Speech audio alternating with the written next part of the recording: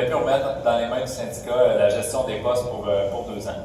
Puis ce qui est intéressant, c'est que ça montre comment la mobilisation de la solidarité syndicale, ça peut même réussir à modifier une loi spéciale et de ce pas antisyndicale. Mais malgré tout, à la FIC en 1999, on se prépare pour les pires scénarios. En 1999, on s'imaginait même que le gouvernement aurait pu révoquer les accréditations syndicales. Selon eux, les syndicats faisaient de la désobéissance civile. Une équipe à l'interne avait même été affectée à préparer la riposte si ce scénario devait à se concrétiser. La grève de 1999 a été dévastatrice pour l'image de Lucien Bouchard, déjà terni par la course au déficit zéro. Il allait perdre les prochaines élections. On va faire une petite parenthèse. L'une des conseillères à l'époque de Lucien Bouchard était une infirmière de la région du Saguenay. La légende dit qu'elle a été pas mal insistante pour que les demandes soient prises au sérieux par le gouvernement. La FIC a beaucoup gagné en autorité après cette grève. Elle s'est aussi bâtie une réputation de syndicat qui, aux yeux du gouvernement, n'allait jamais être satisfait des résultats de négociations. Il faut retenir que les militants qui ont vécu ces événements ont eu une poussée d'adrénaline et un fun incroyable à militer, à désobéir et à lancer des idées folles. Je pense qu'on doit vraiment s'inspirer de cette fougue, de cette liberté de penser pour nos actions d'aujourd'hui à l'avenir. Il faut être créatif, comme dans le temps. Suite à la grève et au mécontentement qui émettait des cotisations spéciales, l'idée est venue de s'affilier à une organisation syndicale qui possédait un fonds de grève. Plusieurs l'ont oublié, mais au tournant des années 2000, des travaux ont été menés afin de voir la possibilité de s'affilier avec la FTQ. Oui, la FTQ. Les avantages et les inconvénients de rejoindre la CSQ, la CSN, la FTQ avaient été suppesés. Au final, la FTQ représentait le syndicat possédant l'offre de service la mieux adaptée et la structure la plus décentralisée. Par contre, après une analyse plus approfondie, c'est avéré que le fonds de grève serait juste accessible après 30 jours de grève. 30 jours de grève. Imaginez comment ce serait difficile à faire. On sait aujourd'hui que le projet a échappé, mais le vote a été très serré. C'est une situation qui est intéressante à regarder avec nos yeux d'aujourd'hui, mais c'est pour ça qu'on voulait se remettre dans le contexte de quand ça s'est parlé, qu'est-ce qui venait de se passer à la Fédération. Il faut dire que les gens venaient de vivre 2 grèves illégales dans l'espace de 10 ans. Donc ça pouvait commencer à avoir un peu de sens de s'affilier avec la FTQ.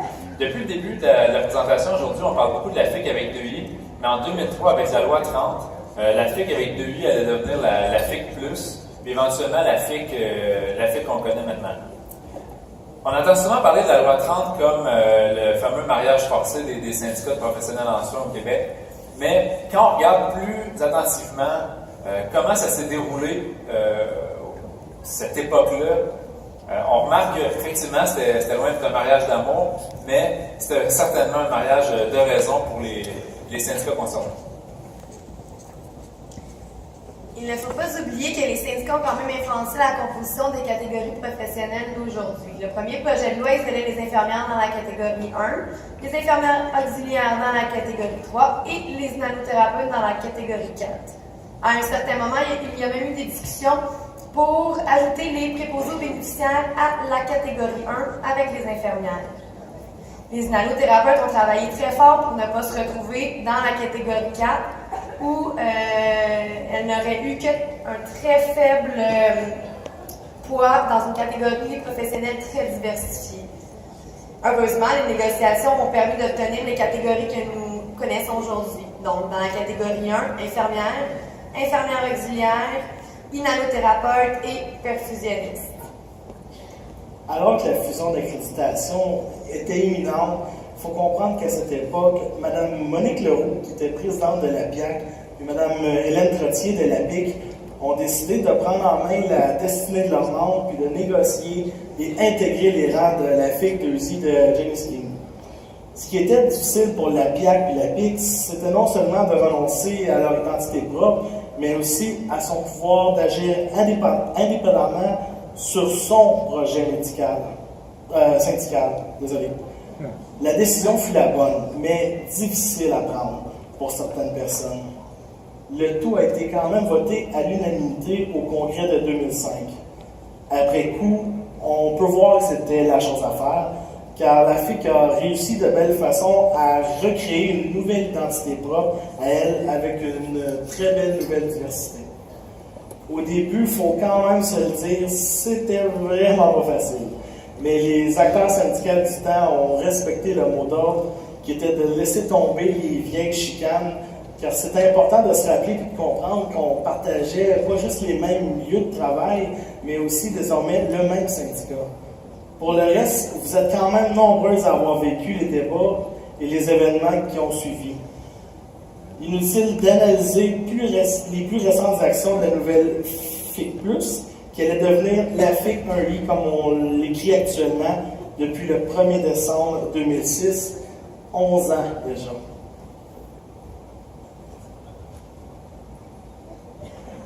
Effectivement, Michael.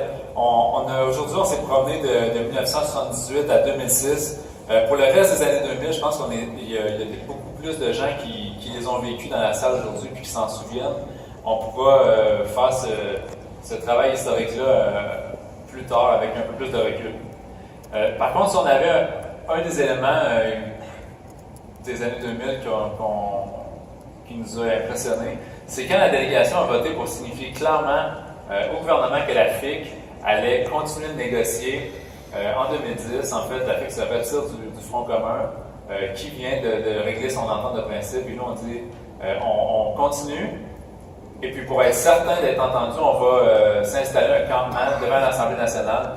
Donc, c'est décidé en pleine nuit, sans avertir qui que ce soit, qu'on va aller s'installer. Donc, on loue des verres, on se déplace, on commence la musique, on s'installe les chaises, les couvertures.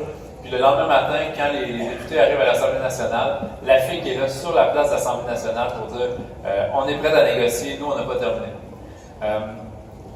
Bref, c'était pas la première fois ni la dernière fois que les délégués allaient être audacieuses. Avec le recul, on voit comment notre système de relations industrielles a constamment placé les syndicats en compétition, pas nécessairement pour le bien-être collectif ou pour le meilleur de nos conditions de travail. En fait, régler la convention collective trop vite ou la régler trop tard, ça allait automatiquement être récupéré politiquement par le syndicat d'à côté. C'est toujours pareil, on le voit à travers l'histoire, c'est ce que ça a donné. Par contre, on remarque que les syndicats qui forment aujourd'hui la FIC ont été en mesure de surmonter plusieurs obstacles immenses dont on vous a parlé aujourd'hui, puis ils sont allés jusqu'à s'unir là-dedans. Il faut se souvenir que l'organisation est en mesure de s'adapter rapidement à énormément de changements au cours des 30 dernières années. Avant de passer à une brève période d'échange, de commentaires, de questions, nous devons remercier toutes les personnes qui ont contribué à bâtir le contenu de ce panel. Sans elles, nous aurions eu un mal fou à passer pour des historiennes de la FIC. Alors, merci énormément à Sylvie Bissonnette, Michel Boisclair, Régine Laurent, Monique Leroux, Marc-Claude Ouellette, Linda Perron, Joanne Poulain, Hélène Trottier, André Auger et Daniel David. On va dire un merci à une des collègues qui n'a pas pu être avec nous aujourd'hui, mais qui a participé à la création de ce panel, Sarah Lamontagne. Et aussi un merci particulier à Julie Marc-Antoine pour le rêve.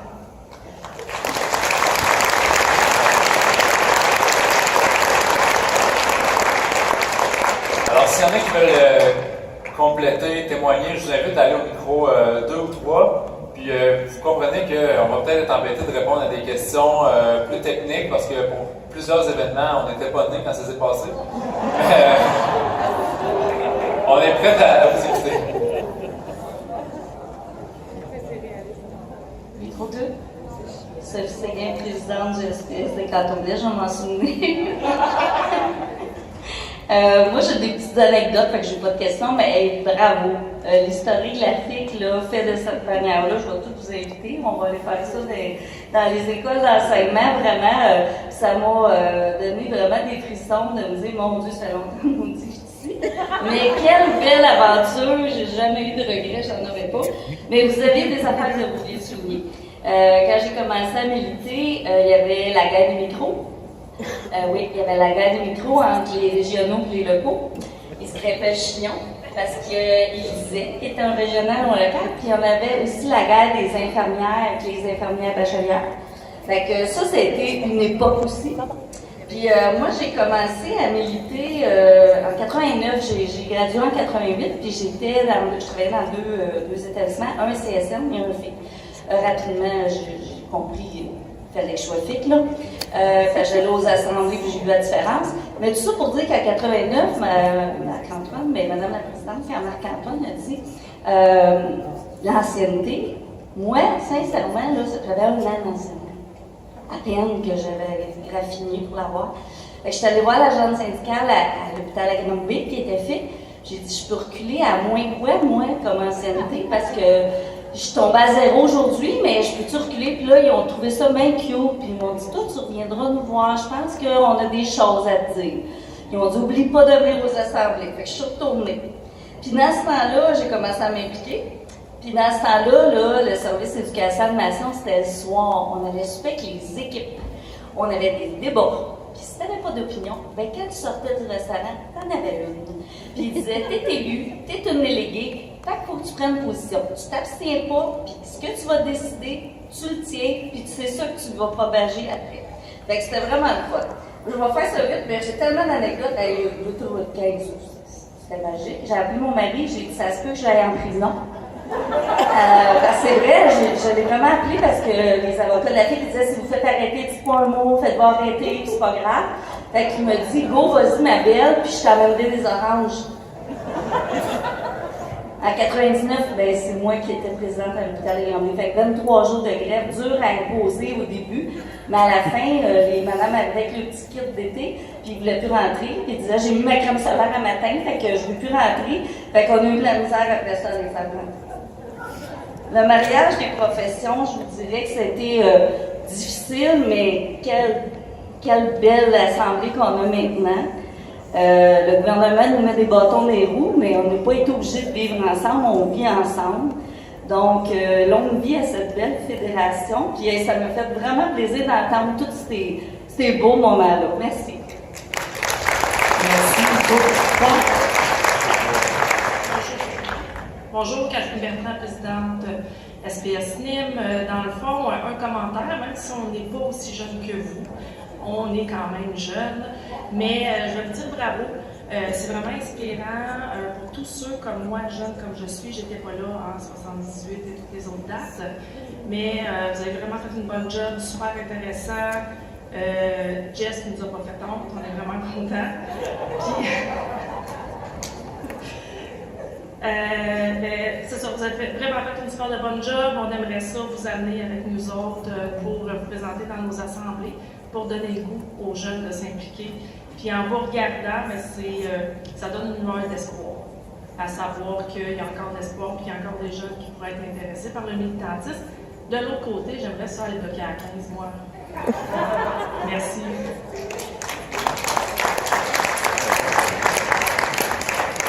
Je vais peut-être dire un petit merci à Sophie d'avoir partagé ces quelques détails de plus. Ça va nous faire plaisir quand même si vous nous invitez à aller vous voir, mais juste peut-être un petit détail, il faut quand même se dépêcher parce qu'il faudrait le faire avant que Jess accouche.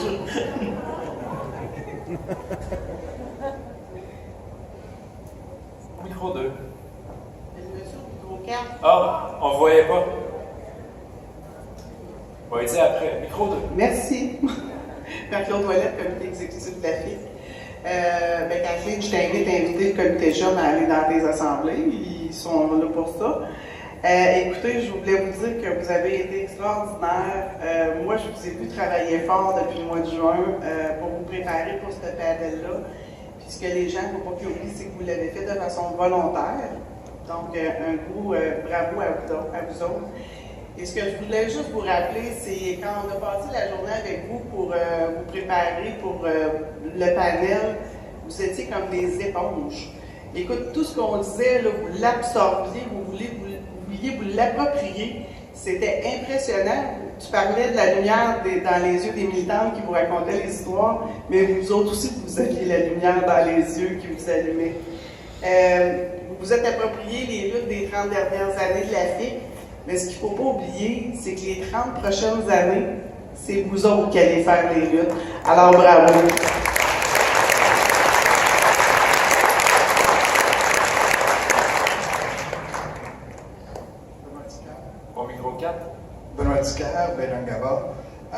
Merci pour l'historique. Je pense que c'est important de savoir d'où on vient et savoir où on s'en va. C'est que ça vienne de vous autres. C'est très plaisant. Je vais ramener avec une anecdote à une petite échelle. Retourner en 2009-2010, l'année Go, où est-ce que probablement une des premières fois, selon mon expérience, parce qu'on a mis en valeur les régions nordiques. Des instances où on parlait de tempête de neige ici à l'interne, où on parlait, on avait mobilisé les micros pour obtenir un gain pour nous qui est historique, qui est la création du poste d'infirmière dispensaire. Et aujourd'hui, ça nous a permis d'avoir le comité Grand Nord et faire valoir encore plus les particularités de la région nordique. Merci.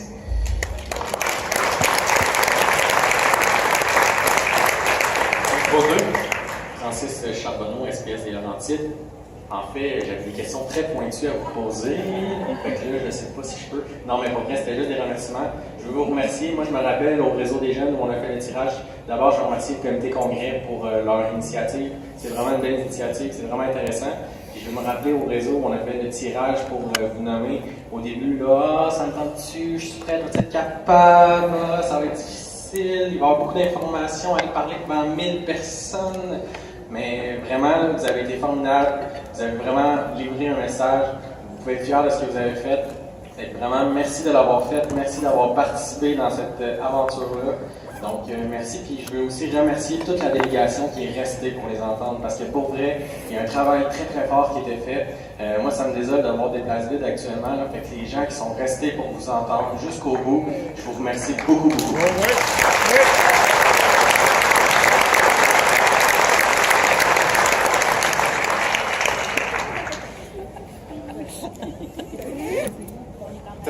Peut-être en terminant, puis ça va un peu dans le même sens qu'un intervenant au micro 2. Oui, je sais.